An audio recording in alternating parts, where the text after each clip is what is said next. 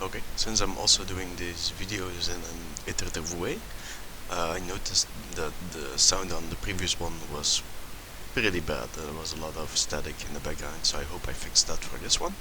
And we're gonna continue with our second requirement, being if the number is divisible by 5, let's replace it by buzz. We saw the test fail, and we kinda guess the issue is here at the end of our workshop. So what could we do?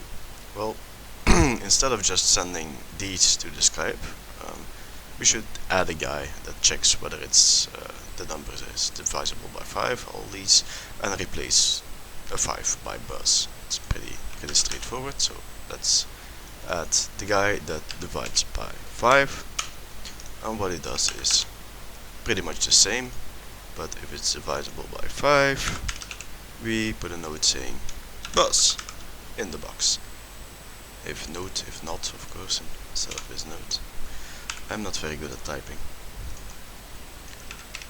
which is kind of a downside when you're in my chosen profession. So, okay, this guy divides by 5, replaces the 5 by buzz, and then he should pass it down. So this arrow should go to this guy, the box goes to that guy, then he sends the box with replaced stuff. What is this line doing here? He sends the box with some stuff in it,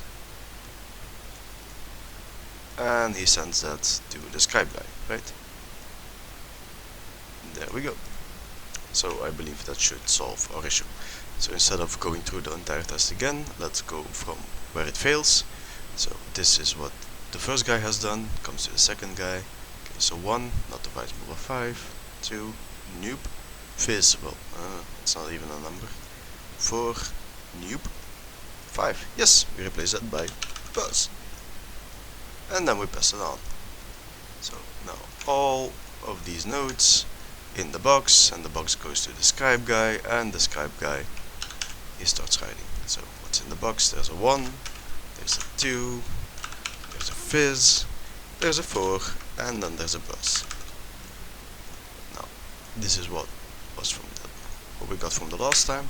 So let's compare our current result with what we expected. And as far as I can see, that's the same. So this test passes, which means that we are able to do all the fizzes and the buzzes for our first two requirements, which is good. We're 2/3 there of what we should do. And then we will just do what we did last time. We'll add the next test. If the number is divisible by both, so being 3 and 5, we should have FizzBuzz. Now, let's see, when's the first time FizzBuzz is popping up? It should be at 15. It's there. So it will be a very elaborate test. We should probably, the simplest test we can do is to just put in the number 15. I'm very lazy, so I copied this one, but we'll make it gray again because we don't know what will happen, whether it will be green or not. And what we expect is 1, 2, now I'll have to think, fizz, 4, buzz, then we have 6, 6 is divisible by 3, so it should be fizz again. And I have to think too much, so we'll just